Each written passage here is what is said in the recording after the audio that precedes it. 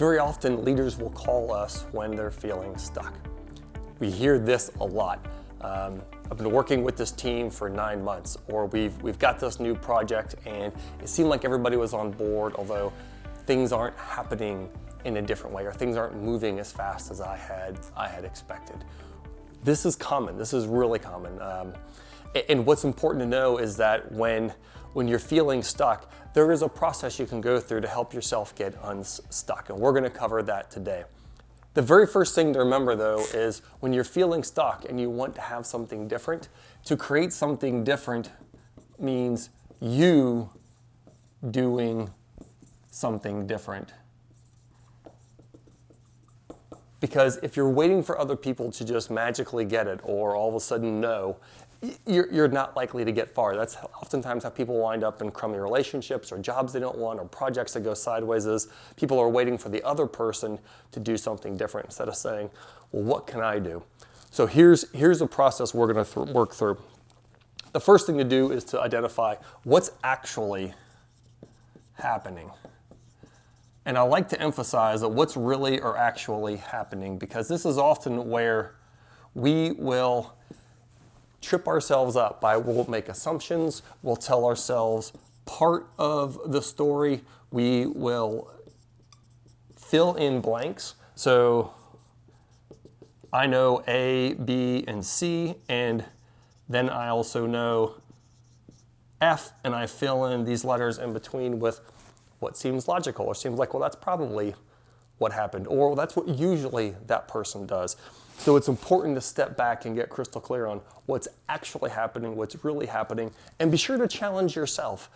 Because think about it like this: you would much rather ask yourself some tough questions and you have some heart-to-heart with yourself about what you actually know in a situation, than to go into a discussion and say, well, here's what you've been doing, or here's what's been happening, and someone else very easily begins to say, well, actually, that's not the deal. You didn't ask questions, or you didn't read that email that I sent. So really be sure to do your homework with yourself, get 100% honest, and check in. Some questions you can also ask yourself are, what's the pattern here? How is this thing showing up or not showing up? Who's involved? What kind of situations are we having go on that are repeats of the same situation again and again? How long has this been happening? Sometimes that can be a really good indicator of something that changed or unfortunately didn't change, and it can shine a light on again, some of this pattern. When does this pattern show up? So if you've got a behavioral issue, you got a team member who, oh, he's a great person, except for he rubs people the wrong way, or he's rude, or he blows off meetings. Well, begin to identify, when does that happen? What are the patterns around that?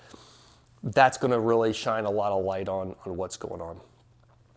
Oftentimes, when you think about this is a really good representation of what you don't want. So this is what I don't want to have, and I'm frustrated about it. Here's what's really important. A lot of times leaders will stop here. They'll recognize what they don't want, and then they don't go any further.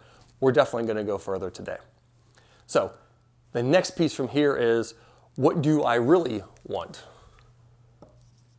Or what do I expect? Now you want to be just as clear for yourself as you were in this case. So ask yourself, what would this look like? Who's involved? When would this show up? How would I describe this explicitly to somebody who perhaps doesn't even know the team or doesn't know the players? This is where you probably got behavioral expectations that you're not saying out loud. I expect you to be on time. I expect that in the meeting you take notes so that after that meeting you're equipped with key information that was shared. Don't come back and ask me questions about a meeting we had yesterday because you didn't take notes. Like, that's a problem, and that's a problem that you can easily solve. So that's what you do expect. This is also where sometimes people will assume that other people know this. Again, like that take notes in meetings.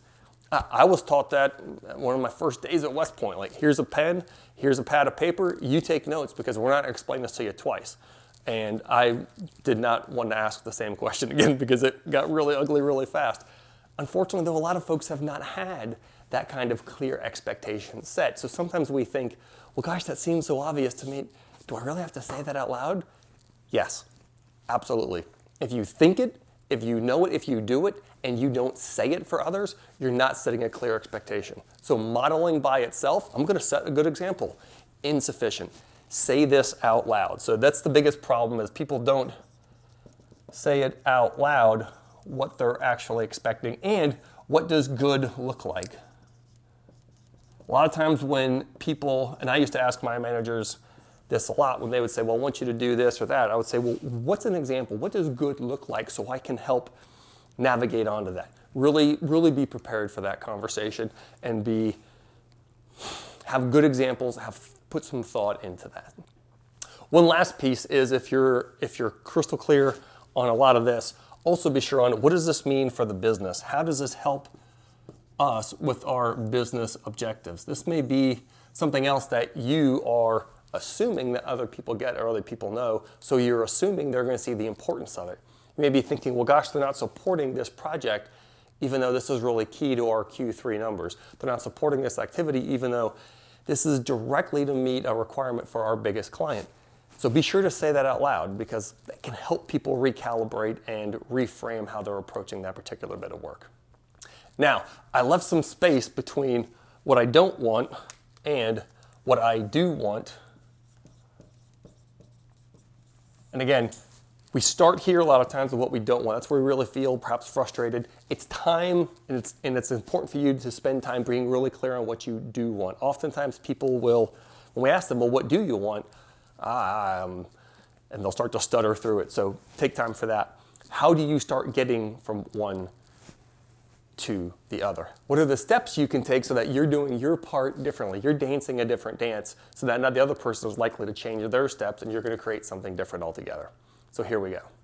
The first one, so this is the change. So this is the delta you're going to bring into this. The first thing you can begin to do is to say, here is the problem. So labeling it, identifying it, really be sure to spend some time getting clear on what it is, and be clear on, this is the cost this is having for us. So again, going back to that seemingly simple example of a team member showing up to meetings, not taking notes. Well, Phil, when you show up at that meeting and you don't take notes, you're losing time, you're falling behind, you're wasting your time and mine, because you keep coming back to me asking questions that we've already covered because you didn't choose to take notes.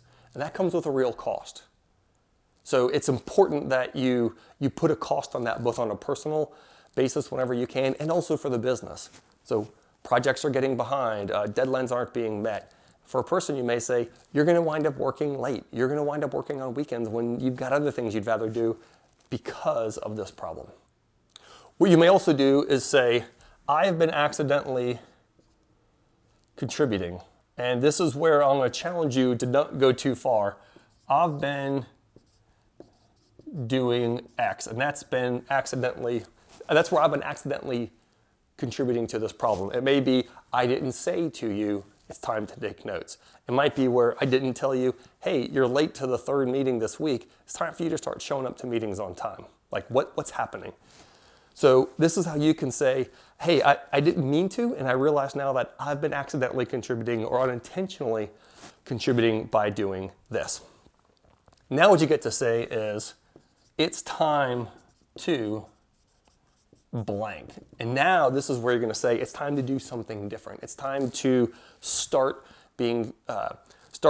working in a more deliberate, intentional, and productive way. Now you're painting this picture, what I don't want, what I do want, and now you're going to say, this is how we're going to start moving in this direction.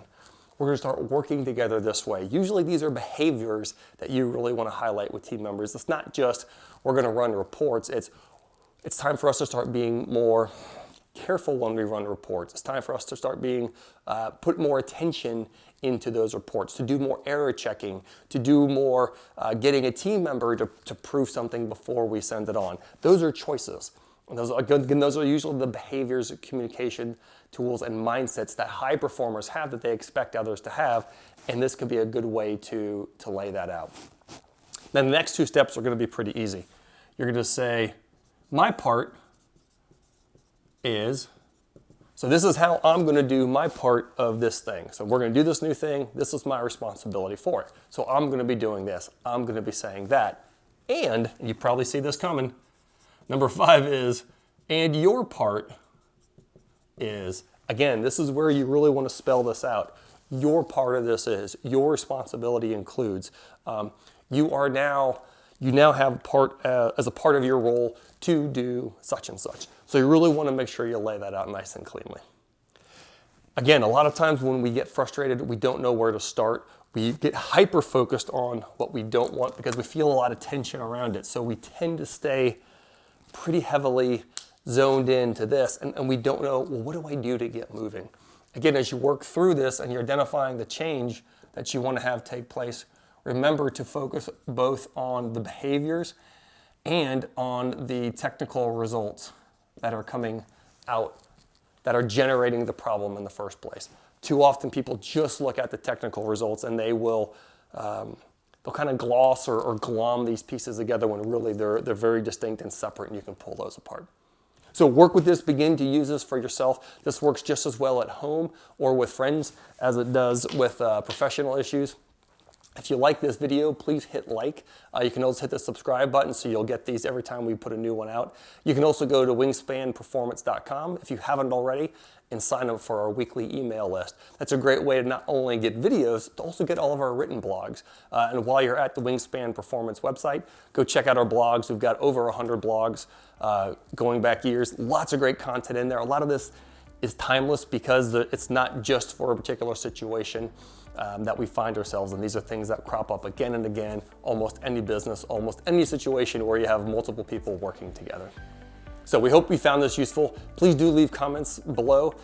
If there's something you want us to be sure to do a video about, or a particular item we hit on quickly that you want us to expound on, do let us know, because we really like to make sure that we're providing valuable, meaningful content for you. Thanks.